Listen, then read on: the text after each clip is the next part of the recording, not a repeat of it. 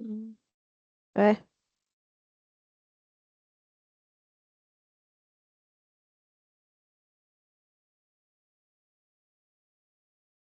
ouais, c'est bon, ouais.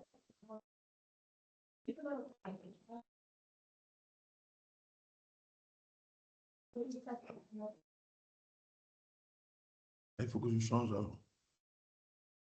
je change de position. Que vite faire pas de bois qui les feints là. Ah non, non. Il faut que je change. Et comme ça, c'est plus neutre. Ok. Là, c'est plus neutre. Donne-moi mon truc.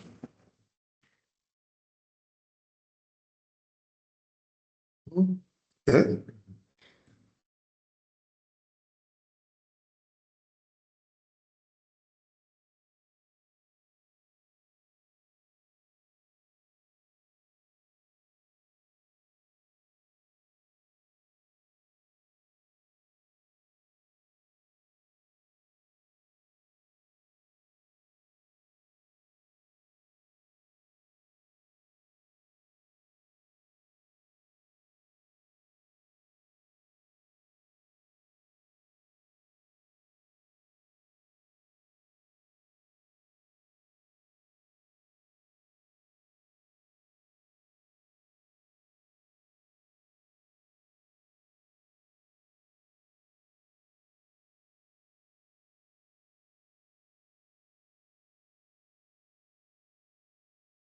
Donc, bonjour, messieurs et dames.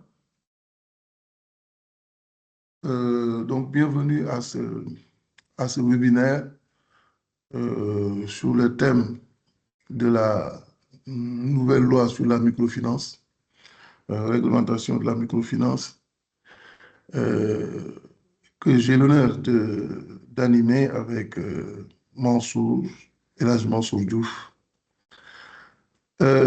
C'est un thème qui est très important, surtout au regard du contexte aujourd'hui de la microfinance au Sénégal. Aujourd'hui, au Sénégal, nous avons près de 300 institutions de microfinance. Et ces 300 institutions de microfinance accueillent aujourd'hui près de 4,6 millions de comptes. Hmm. Donc, il y a plus de 4,6 millions de Sénégalais qui ont ouvert des comptes au niveau des institutions de microfinance. En termes d'encours d'épargne, le montant avoisine les 600 millions. Et en termes d'encours de prêt, le montant est de près de 800 milliards. Pour dire qu'aujourd'hui, la microfinance occupe une place prépondérante au niveau de l'économie du pays. Le taux d'inclusion financière est avoisine donc les 25%. Euh, Ceci pour montrer l'importance de ce secteur. Mais en même temps, c'est également un secteur en proie à des difficultés. Et la première difficulté de ce secteur, c'est le niveau très élevé des crédits en souffrance. Aujourd'hui, les statistiques montrent que près de 9% des crédits dans le secteur de la microfinance sont en souffrance, c'est-à-dire demeurent impayés. Le deuxième niveau de problème de ce secteur tellement stratégique, c'est la faiblesse de la gouvernance. La faiblesse de la gouvernance et les insuffisances au niveau du dispositif de contrôle interne. L'autre niveau de problème également qui est relevé au niveau de ce secteur de la microfinance au Sénégal, c'est le surendettement des clients, hein, avec surtout la place de plus en plus importante de ce qu'on appelle le crédit responsable. Ensuite, il y a également le coût des financements qui sont élevés. Et pour terminer, il y a la faible professionnalisation et la faible digitalisation donc, de ce secteur.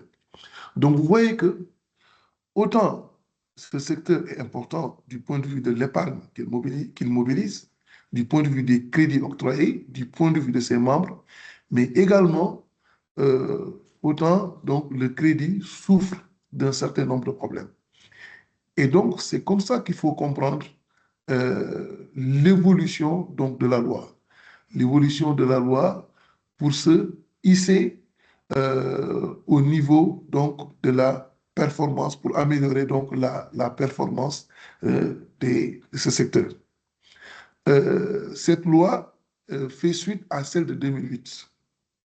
Fait suite donc à celle de 2008 et vient introduire un certain nombre de nouveautés dans cette loi. Et la première nouveauté au niveau de cette loi, c'est le changement déjà de terminologie. On parle souvent de système financier décentralisé, mais ce terme, progressivement, va laisser la place au terme de institution de microfinance.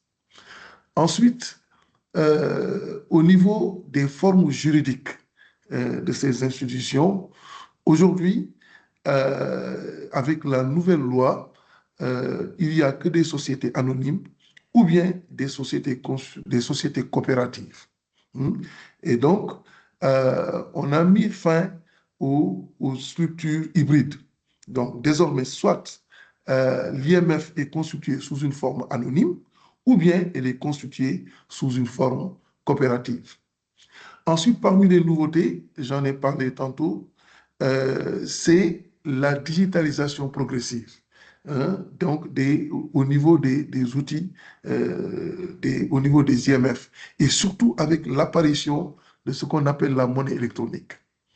Ensuite, il y a également l'apparition de nouveaux produits, comme le crédit bail, comme la facturage, mais surtout l'entrée de ce qu'on appelle la finance islamique, hein, donc au niveau de ce secteur de la microfinance. Donc cette nouvelle loi est aujourd'hui constituée d'un corpus de 173 articles. Hein, et c'est un document qui tient sur 55 pages, donc avec 10 titres et 26 chapitres. Donc je rappelle que cette loi a fait l'objet d'une adoption par l'Assemblée nationale le 11 février 2025. Et le texte est aujourd'hui, le texte a été promulgué donc le 19 février avec publication au journal officiel le 25 mars. Alors, si on regarde un peu, si on analyse un peu donc ce corpus juridique, aujourd'hui, dont j'ai dit que cela fait 173 articles, pour l'essentiel, les articles concernent dans un premier temps la supervision. La supervision et le contrôle des institutions de microfinance. Et là, on a 20 articles qui parlent de ça. Il y a également le traitement des difficultés des institutions de microfinance. Là, nous avons 45 articles qui parlent de ça, soit 26% des articles traitent des questions des difficultés, du traitement des difficultés des institutions de microfinance. Il y a également 19 articles, soit 11%, hein, qui traitent de la gouvernance et du contrôle interne. En ce qui concerne les agréments, l'agrément, l'organisation de la profession et les conditions d'exercice, nous retrouvons 21 articles, soit 12% de ce corpus. Ensuite, il y a les sanctions, il y a la protection des coopératives et des clients, où on a 13 articles donc, qui parlent de ça. Et donc, ce qui montre un peu l'importance que la loi accorde déjà à la gouvernance, hein, à la gouvernance, dont j'ai évoqué tantôt les difficultés à ce niveau en termes de formation, en termes de compréhension de la problématique un peu de la microfinance au Sénégal, hein, en termes de management, hein, etc.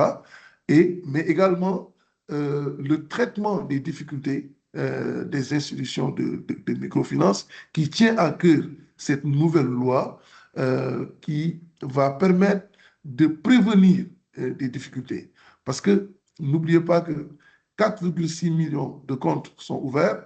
Ça veut dire une bonne partie de la population est exclue du système financier classique et aujourd'hui orientée vers la microfinance. Et donc, du coup, cela en fait un secteur stratégique qu'il faudrait protéger. Et que donc toutes les mesures préventives doivent être prises pour que cette société-là puisse faire face à à certaines difficultés liées à la dégradation donc, de sa situation financière. Maintenant, on va donc passer en détail donc, ce dispositif juridique. Donc, le plan de la présentation, donc c'est la fiche synoptique.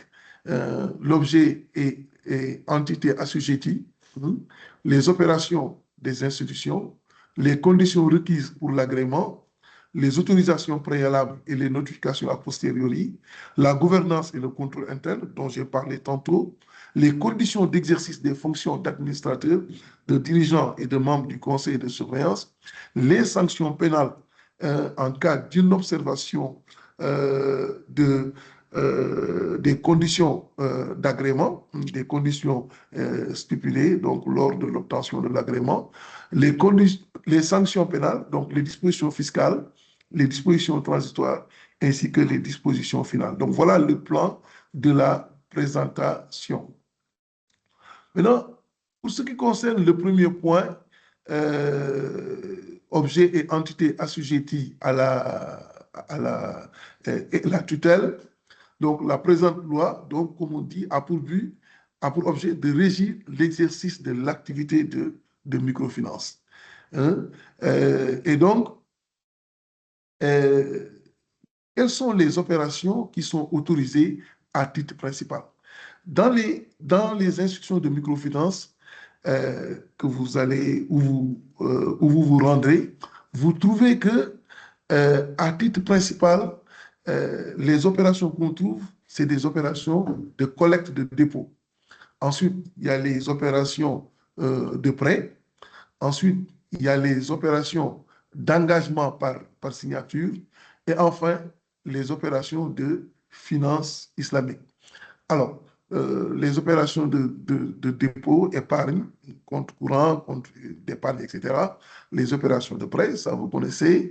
Ensuite, les engagements par signature, c'est des engagements, ce sont des actes que l'on prend donc dans l'intérêt d'un coopérateur ou d'un client, soit une sorte d'aval ou de caution. C'est ce qu'on appelle un engagement par signature. Il y a également l'introduction, j'en ai parlé, lors des nouveautés introduites par cette loi, c'est l'introduction de la finance islamique. Alors, la finance islamique est introduite par cette nouvelle loi, soit sous la forme d'institutions de microfinance exclusivement, qui s'activent exclusivement dans la finance islamique, ou bien qui en font ce qu'on appelle une branche dédiée. Donc, tout dépend de l'option qui a été prise par l'institution. Soit de faire ça de façon exclusive, ou bien d'ouvrir donc une branche dédiée. Maintenant, quelles sont les opérations qui sont autorisées à titre secondaire? Donc, à titre secondaire, il y a la fourniture des services de paiement. Aujourd'hui, quand vous allez dans les institutions de microfinance, vous voyez qu'elles font des opérations de virement, des opérations de prélèvement automatique, des opérations de transfert. Donc ça, ce sont des services que ces institutions fournissent aux bénéficiaires. Il y a également des opérations de distribution de monnaie électronique. Donc, les opérations de monnaie électronique, c'est quoi? C'est-à-dire que vous déposez de l'argent dans les comptes et que vous pouvez utiliser comme moyen de paiement. Vous pouvez payer par Orange Money, par Wave, etc. Ensuite, il y a les opérations de leasing ou de crédit bail aujourd'hui qui sont introduites dans les activités secondaires. Donc, le crédit bail, c'est quoi? C'est permettre aux bénéficiaires ou bien permettre aux membres ou bien aux clients de bénéficier d'un bien d'équipement assorti du paiement d'un loyer et éventuellement une autre option qui consiste à racheter le bien à sa valeur résiduelle. Donc ça, c'est une innovation également au niveau des activités dans le secteur de la microfinance. Et enfin, la facturage, c'est une stratégie qui vise à mobiliser donc, les créances, donc payer c'est une stratégie qui vise à recouvrer donc les créances impayées. Ensuite, il y a ce qu'on appelle les opérations connexes, également, qui sont autorisées, article 5. Il y a, ce sont les accords que l'on conclut avec des entités, notamment pour faciliter l'acquisition de biens, de services pour les clients ou bien les membres. Par exemple, le cas du crédit bail, par exemple, ça peut être rangé dans ce cas. Ensuite, là, ça peut être aussi la souscription de police d'assurance, soit pour le compte de l'entité, l'IMF, ou bien pour le compte donc d'un de ses membres. Ensuite, il y a la location des coffres-forts, donc qui sont des activités connexes autorisées. Ensuite, il y a des opérations qui sont soumises à une limitation prudentielle. Ça veut dire quoi? Ça veut dire que les institutions sont autorisées à effectuer ces opérations que dans les limites donc que dans les limites prudentielles. Par exemple, le fait de se livrer pour le compte d'autrui ou bien pour son propre compte à des activités commerciales, à des activités industrielles, à des activités immobilières, etc. C'est des activités que l'IMF peut faire, hein, mais à condition quand même de respecter les limites prudentielles. Ensuite, le fait de prendre des participations dans des sociétés de services, même si c'est pour satisfaire les besoins de ses salariés, reste des activités autorisées, mais dans le respect donc des limites prudentielles. Enfin, il y a ce qu'on appelle les opérations qui sont interdites. Hein, et parmi ces opérations interdites, c'est la mise à disposition ou la gestion de moyens de paiement cambiaires. Donc, quand on parle de paiement cambiaire, on pense au chèque, hein, la délivrance de chéquiers, on pense la circulation des effets de commerce. Bon, ça, ce sont des activités qui sont interdites hein, au SFD. Vous ne verrez jamais des SFD délivrer des chéquiers, hein, etc., ou bien des effets de commerce. Ensuite, il est interdit également d'ouvrir des comptes anonymes. Des comptes anonymes, donc pour le compte des clients des institutions de microfinance. Bon, sauf maintenant quand il s'agit des paiements liés à la monnaie électronique, etc. Maintenant, comment on fait pour obtenir l'agrément au niveau donc des autorités de tutelle hein? Parce que l'exercice, comme on l'a dit, article 1, l'exercice de l'activité de microfinance est assujetti à l'obtention d'un agrément. D'accord? Donc, maintenant, cet agrément-là, c'est cet agrément qui va vous permettre d'être inscrit sur la liste hein, donc des IMF. D'accord? Maintenant, euh, pour les institutions de microfinance constituées sous la forme d'une société anonyme ou de société coopérative à capital variable, hein, euh, il est interdit pour ces sociétés d'être constituées sous une forme unipersonnelle. Hein? C'est interdit. Hein? Par exemple, si on regarde l'acte uniforme relatif aux sociétés commerciales, c'est possible d'avoir une société anonyme unipersonnelle. Mais dans le cadre des institutions de microfinance, il est interdit donc cette forme de société anonyme unipersonnelle. Hein. Ensuite, pour ce qui concerne les sociétés coopératives, un nombre minimal de coopérateurs qui est fixé par la Banque centrale est requis pour la constitution donc, de la société coopératives exerçant l'activité de microfinance. Maintenant, pour le capital minimum, la loi renvoie aux institutions de la Banque centrale, donc l'article 17. Toutefois, on dit toujours que l'institution peut fixer un montant supérieur à celui du minimum imposé par la Banque centrale. Tout dépend du profil de risque et des activités que l'institution s'engage à mener. Donc, la tutelle peut effectivement peut donc fixer un montant supérieur à celui de la Banque centrale. Mais les limites en matière, oui, les limites en matière de capital minimum et en matière de capital minimum sont fixées par la Banque centrale. Maintenant, quelles sont les opérations qui sont soumises, que l'IMF peut faire, qui sont soumises à l'autorisation préalable du ministère des Finances? Alors, parmi ces opérations, il y a les modifications de la forme juridique ou de la dénomination sociale.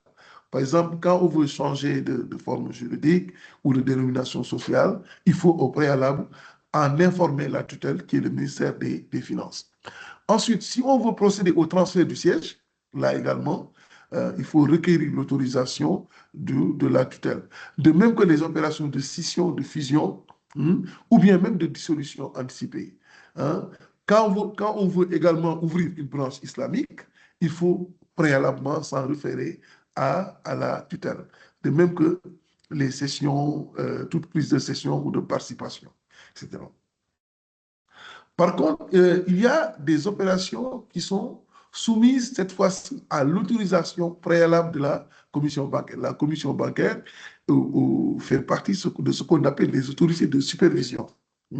Supervision. Donc, la commission bancaire doit être saisie lorsqu'il s'agit de prendre des parts dans une société pour plus de 10% du capital social.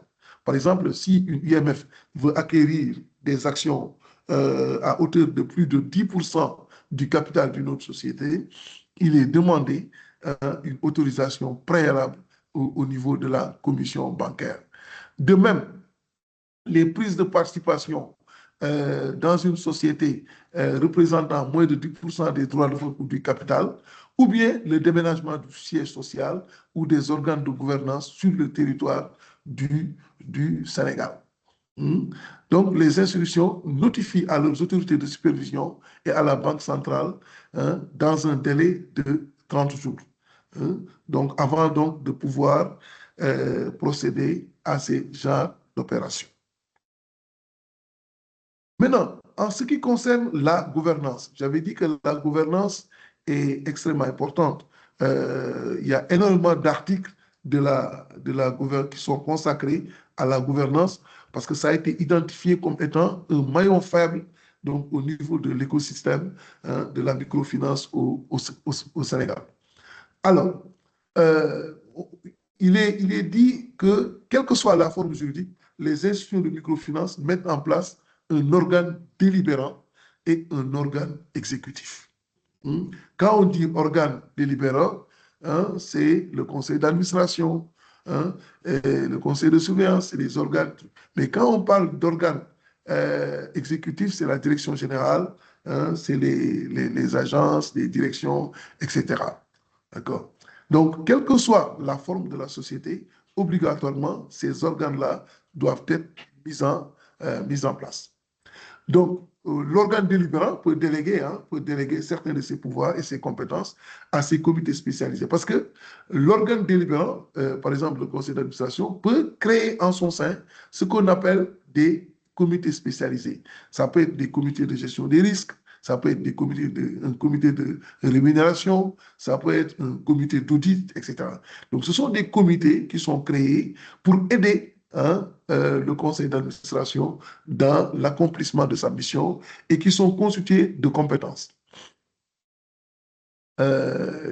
Donc, l'Assemblée générale, maintenant, en termes d'administrateurs, on dit que au niveau de la gouvernance, on peut avoir des administrateurs indépendants. Indépendants. Ça aussi, c'est une nouveauté au niveau de la loi. Donc, ces administrateurs indépendants peuvent être mis à profit en raison de leurs compétences spécifiques donc dans le métier, donc pour aider à éclairer les décisions techniques au niveau du conseil d'administration. Maintenant, aussi, une chose qui a changé, c'est qu'une nouveauté, c'est l'allocution d'une indemnité de fonction annuelle aux administrateurs et le cas échéant aux membres du conseil de surveillance. Voilà. Maintenant, et d'ailleurs, on dit que pour les institutions de microfinance qui sont soumises à l'obligation d'avoir un CAC, c'est-à-dire qui mobilisent des encours de plus de 2,5 milliards, par exemple, même ces indemnités-là, allouées aux administrateurs, donnent lieu à un rapport spécial de la part du commissaire ou du commissaire aux comptes. Hein. Et maintenant, article 39, la structure fait s'assure du bon fonctionnement des sociétés coopératives qui lui sont affiliées. Maintenant, les conditions d'exercice des fonctions d'administrateur, de dirigeant et de membre du conseil de surveillance. Alors, il est dit que pour être membre dirigeant, pour être dirigeant, il faut d'abord avoir la nationalité. Hein. Mais quand on dit nationalité, ce n'est pas la nationalité sénégalaise exclusivement, mais la nationalité d'un des États membres de l'UMOA. D'un des États membres de l'UMOA. Donc, tout administrateur peut cependant obtenir une dérogation de nationalité pour exercer. Pour exercer. D'accord. Donc, une nouvelle dérogation est toutefois requise pour cet administrateur pour l'exercice des fonctions de dirigeant d'une institution de microfinance. Donc, en principe, quand on est ressortissant d'un des États de l'UMOA, vous avez la qualité donc d'être membre, d'être administrateur, mais si ce n'est pas le cas, on peut bénéficier donc d'une dérogation dans des conditions fixées par la loi. D'accord? Également, autre article qui est important, c'est le niveau de compétence qui est attendu des membres, des administrateurs et des membres donc, du conseil de surveillance. Ils doivent justifier d'une formation et d'une expérience dont les niveaux et les domaines sont fixés par la Banque centrale. En termes de cumul également de fonctions, il est interdit de cumuler la fonction de directeur général et celle, par exemple, de président du conseil d'administration. Donc, c'est des cumuls qui sont interdits. Ensuite, il y a également d'autres interdictions qui frappent. Par exemple, on ne peut pas être administrateur, membre du conseil d'administration d'une institution et l'être en même temps au sein d'une autre institution. Ça également, c'est interdit. Ensuite, la nomination, oui, les administrateurs sont nommés donc pour une période de 6 ans. Pour une période de 6 ans. Mais au début, au niveau des statuts, on peut les nommer pour 2 ans. Mais après, sans dépasser donc 6 ans. Le nombre d'années en fonction donc des administrateurs. Okay. Donc, la qualité de membre de l'organe délibérant et de l'organe exécutif ou du conseil de surveillance d'une institution est incompatible, ça c'est important, avec toute fonction ministérielle ou assimilée, ou bien même tout mandat électif. C'est-à-dire, on ne peut pas être ministre et en même temps être membre administrateur ou bien membre du conseil de surveillance d'une IMF. On ne peut pas être député, parce que député c'est une fonction élective, on ne peut pas être maire et en même temps l'être. Donc ça, c'est une façon d'éviter les conflits d'intérêts. OK. Donc, notification de modification des statuts. Donc, les institutions de microfinance notifient toute modification de leur statut au ministère chargé des Finances, à la Banque centrale et le cas échéant à la commission bancaire. Ces informations sont communiquées dans un délai de 6 semaines à compter de la date de l'Assemblée générale. Maintenant, pour la désignation des commissaires aux comptes, là, toute institution désigne au moins un commissaire aux comptes lorsqu'elle est une société anonyme. C'est obligatoire. Dès l'instant qu'on est SA, obligatoirement, on doit désigner un CAC. Ou bien, lorsqu'on est une société coopérative soumise au contrôle de la commission bancaire, hein, ou bien une société coopérative soumise au contrôle du ministre chargé des Finances qui remplit les conditions fixées par l'acte uniforme. Donc, vous savez, les sociétés coopératives qui sont soumises au contrôle de la commission bancaire, là, c'est par rapport au seuil d'encours d'épargne et de crédit, qu'on appelle communément les caisses article 44. Là.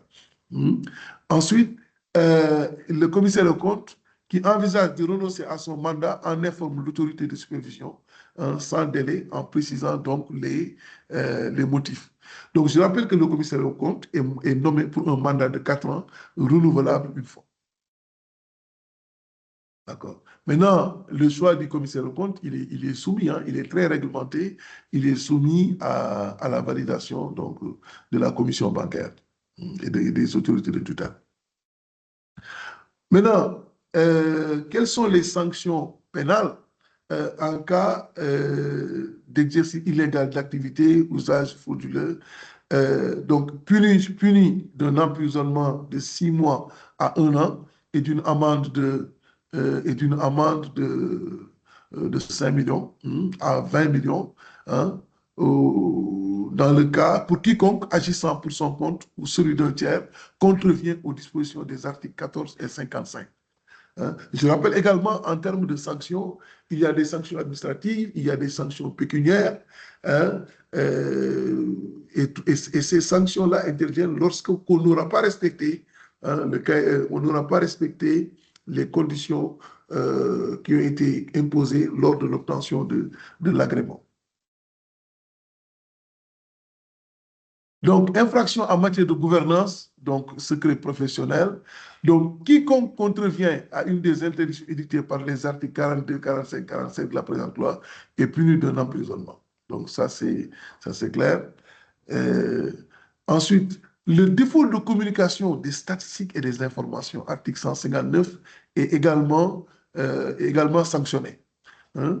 Donc, tout défaut de communication des statistiques et informations destinées au ministère chargé des Finances, à la commission bancaire et à la Banque centrale et au fonds de garantie des dépôts et des résolutions est passible de pénalité de retard dont les montants sont fixés par la Banque centrale. Donc, le produit des pénalités est visé à l'alinéa premier et recouvré par la Banque centrale et par le Trésor. En fait, le fonds de garantie des dépôts et des résolutions est un instrument au niveau de l'UMOA où interviennent d'ailleurs les banques et les institutions de microfinance. Voilà.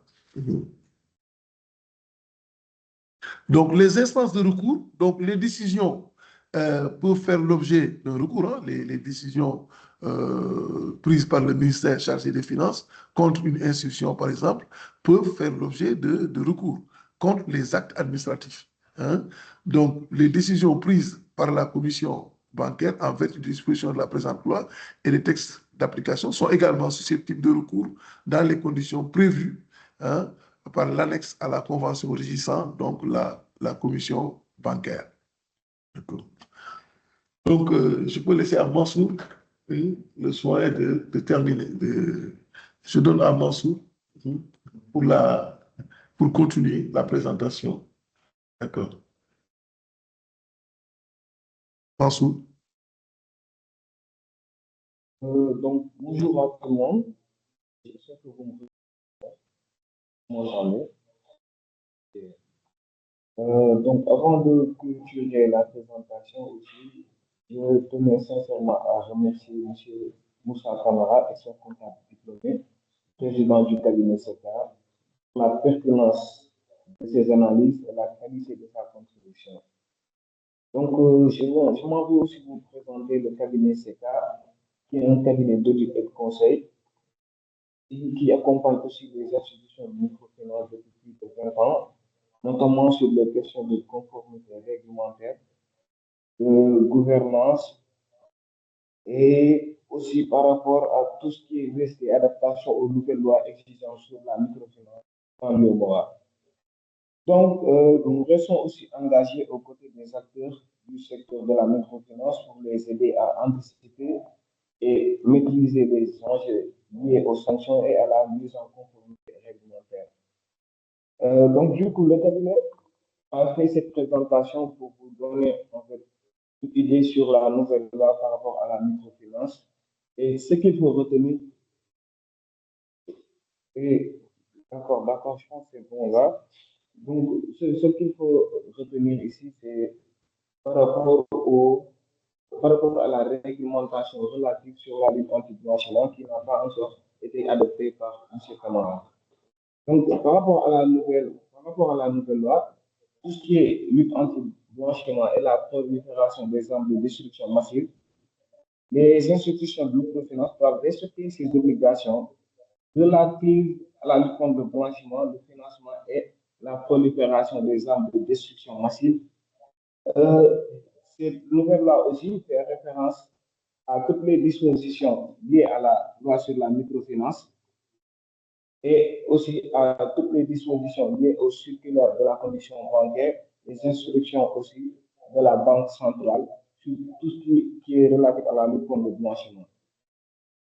Donc, par rapport aussi aux dispositions fiscales, les sociétés coopératives sont exonérées de tout impôt, direct ou indirect, taxes ou droits afférents à leurs opérations de collecte de l'épargne et de distribution du crédit. Donc, à date aussi, les coopérateurs sont exonérés de tout impôt et taxes sur leur part sociale et les produits que ces parts sociales génèrent. Ça, c'était par rapport aux dispositions fiscales de la loi sur la microfinance. Donc, par rapport aux dispositions aussi transitoires de la nouvelle loi, il y a des délais de conformité qui ont été fixés. Et de ce fait, les institutions de microfinance constituées sous forme de sociétés anonymes, d'associations, d'institutions mutualistes et de sociétés à responsabilité limitée en activité à la date d'entrée en vigueur de la présente loi sont tenues de se conformer aux dispositions du présent texte dans les 12 mois suivant son entrée en vigueur. Et à défaut, à l'expiration de ce délai, la nouvelle loi avait prévu que l'agrément des associations, des institutions mutualistes, des sociétés à responsabilité limitée est retiré. Donc, les autorités compétentes concernées mettent en œuvre les dispositions prévues pour l'article 136 et 153. Donc, je pense qu'il y a un problème.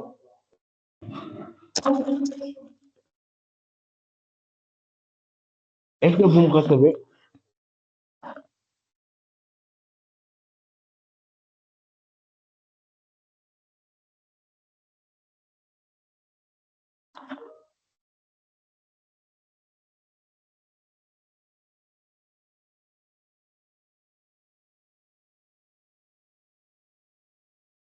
Même sur la tête.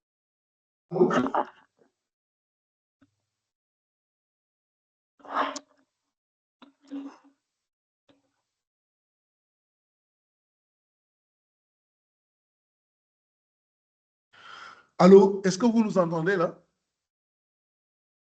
Est-ce que vous nous entendez? Oui, Allô? Oui, on Est-ce que entend. vous Oui, nous c'est bon. entendez? Oui. Oui, c'est bon. J'entends. oui, c'est bon. Oui, ils nous entendent, hein, c'est bien. C'est bon.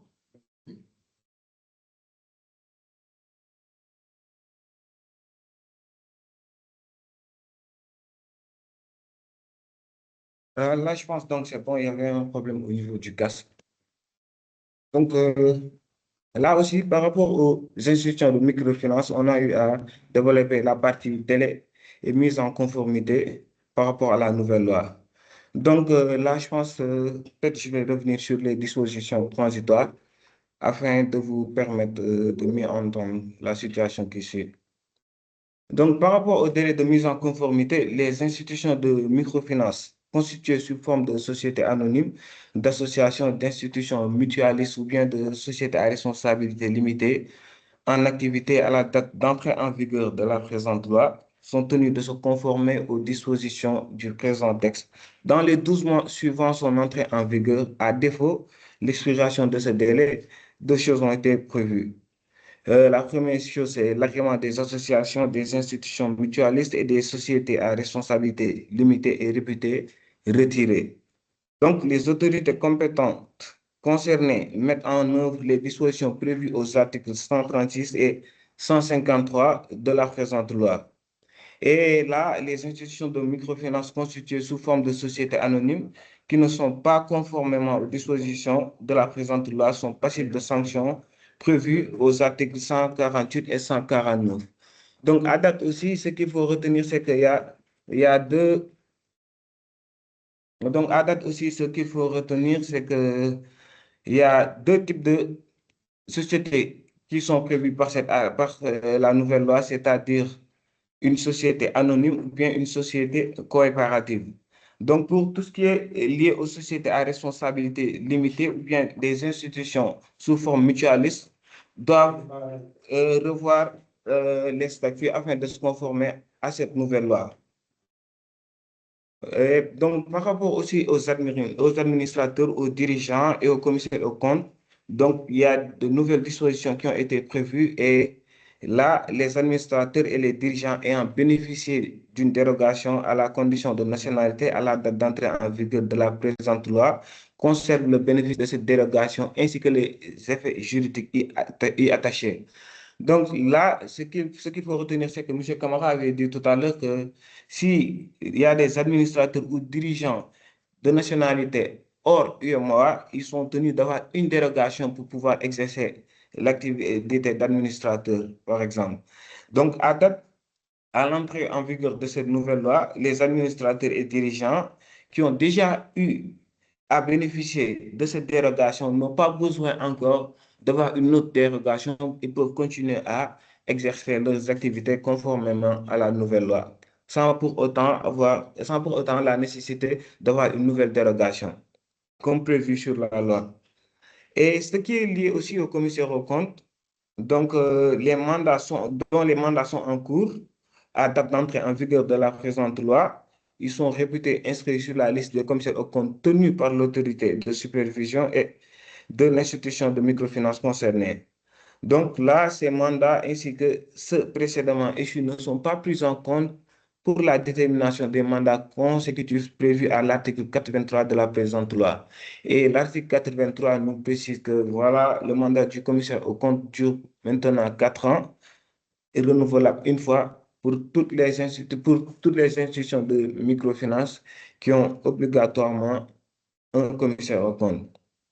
Et par rapport aux actes réglementaires, les instructions, avis, décisions et autres actes réglementaires de la Banque centrale ainsi que les circulaires de la Commission bancaire pris en application de la loi numéro 2008-47 du 3 septembre 2008 portant réglementation des systèmes financiers décentralisés demeurent applicables pour toutes leurs dispositions non contraires à la présente loi jusqu'à leur abrogation par des actes réglementaires édictés conformément aux articles 172 et de la présente loi.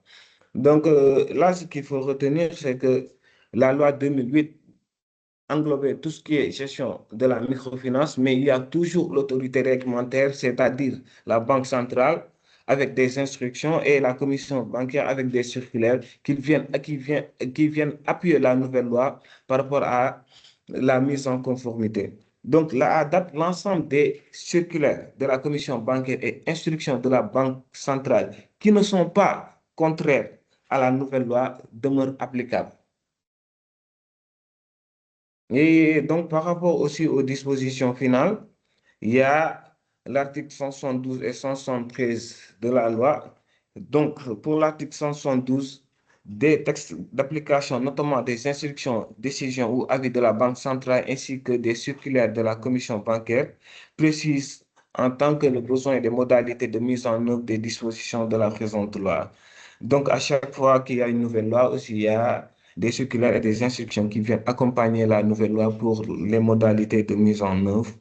Et cette nouvelle loi aussi abroge la loi 2008 portant réglementation à son article 173. Donc, merci aux différents participants pour le webinaire qui a été présenté par M. Camara, expert comptable diplômé président du cabinet SECA, et El Hadj Mansour Diouf, auditeur au sein du cabinet. Donc, je vais laisser la parole à Monsieur Camara qui va poursuivre. Merci Mansour. Mesdames et messieurs, donc voilà cette petite présentation que nous avons faite donc, de cette nouvelle loi. C'est vrai que nous avons partagé l'écran un peu tardivement là, mais nous pensons quand même, vous avez pu, en tout cas, vous avez pu prendre des notes et que nous sommes là à votre disposition pour répondre éventuellement à toute question donc, relative à cette nouvelle loi. Je vous remercie.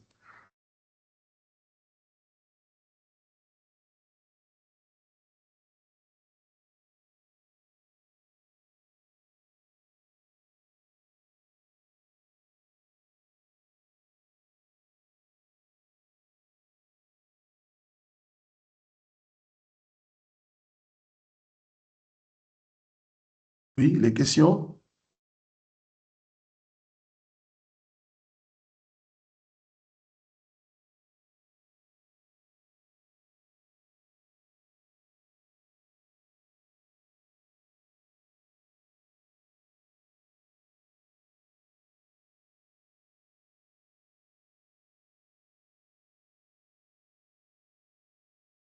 Est-ce qu'il y a des questions par rapport à la présentation? Oui?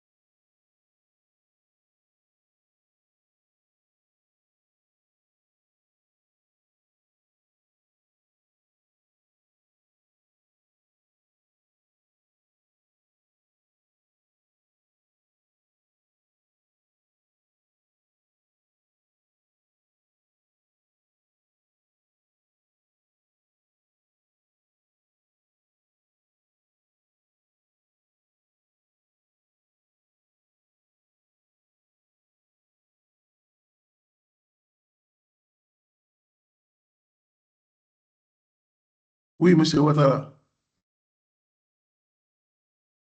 Oui, Ouattara.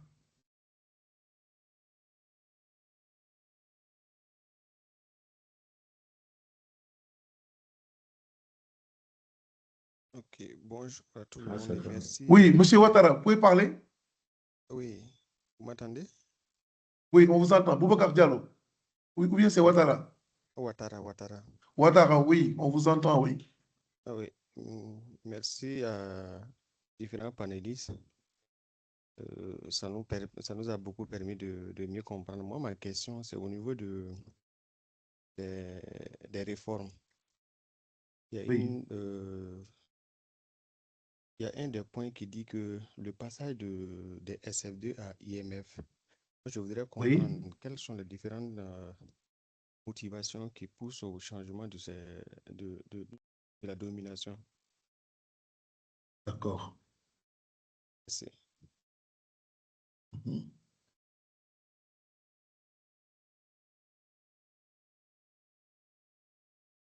D'accord. Mhm. Oui, Non, pour moi, c'est bon. C'était la question? question. Oui, non, Oui, c'était ça la question. d'accord, merci, j'ai noté. Je prends les questions au fur et à mesure, après on va Ok, répondre. merci. Mhm. On prend les questions, après à la fin on va répondre.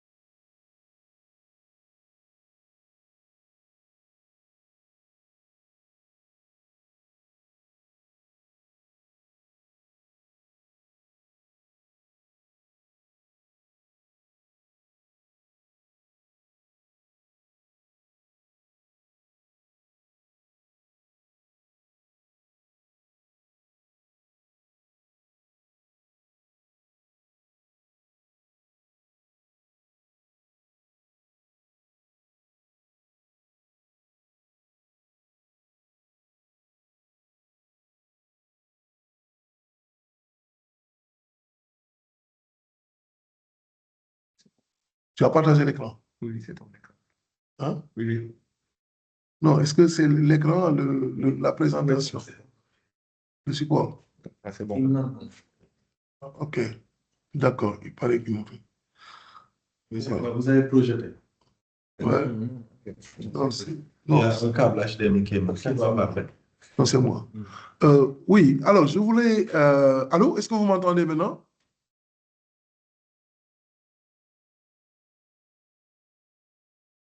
Oui, c'est bon. Merci beaucoup. Oui, Alors, c'est donc, bon. je voudrais revenir sur la question. Donc, il y avait une question qui avait été posée sur les motivations du changement de SFD à IMF. Je ne sais pas si vous avez entendu un peu les réponses.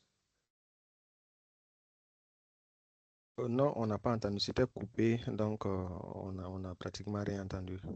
Donc, je vais reprendre un peu. Donc je disais que sur les véritables motivations, hein, donc le changement d'appellation, comme vous l'avez dit, est motivé par le fait effectivement qu'il y a eu la nouvelle loi avec des changements majeurs.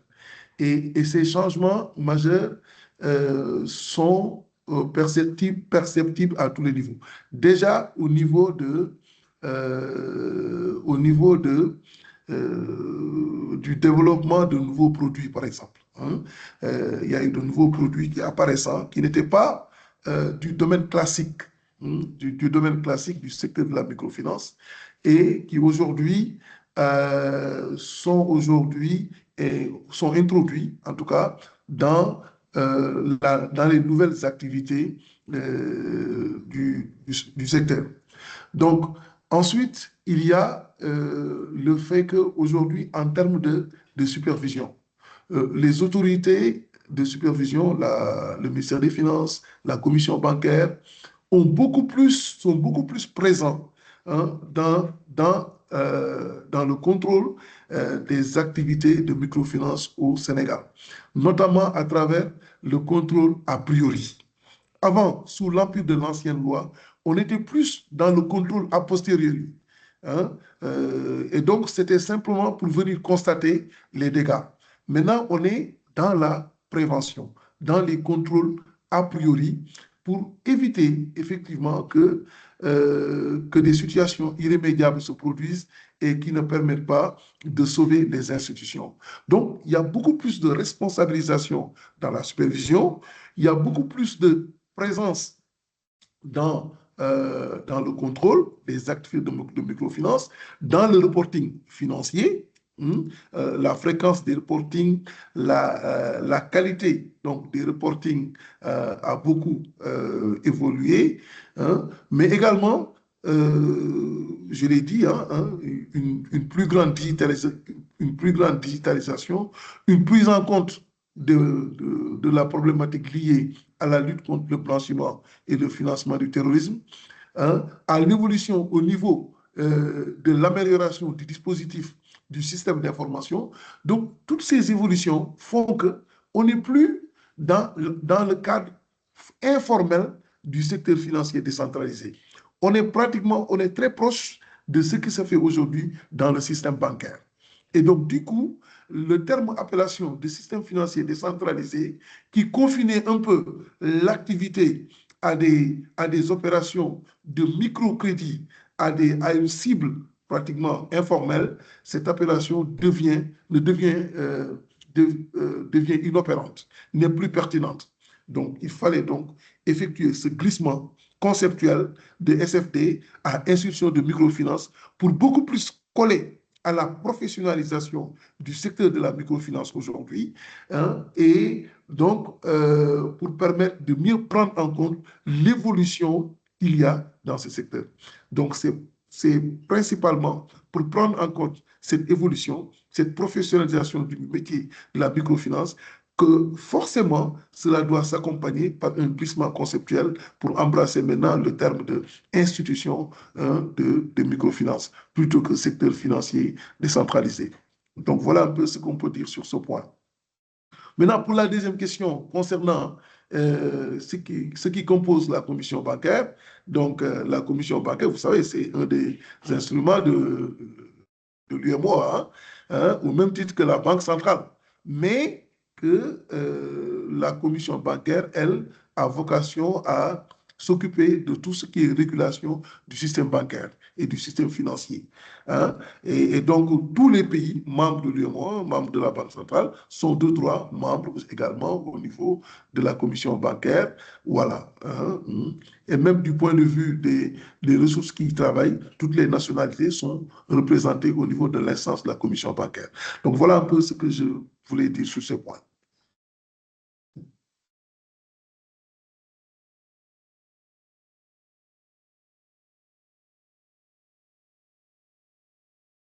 Autre question?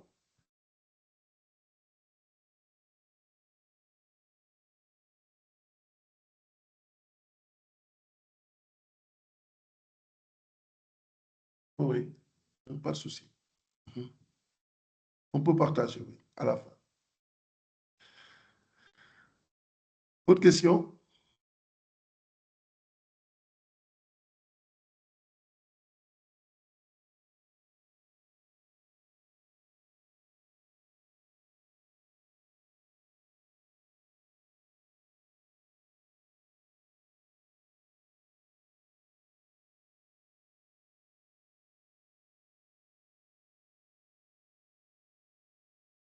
C'est bon, les points de changement, vous les avez tous appréhendés? Oui, bon, à mon niveau, c'est bon. Voilà, merci beaucoup pour la réponse.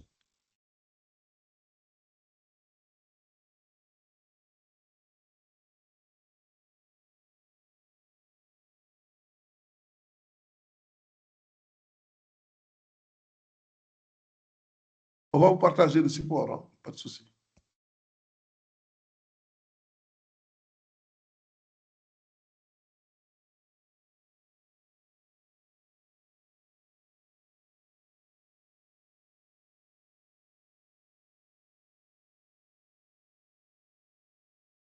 Donc, question, on avait prévu de 10h30, 11h30. Alors, peut-être un dernier tour, peut-être, pour voir s'il y a des questions. C'est un échange, hein?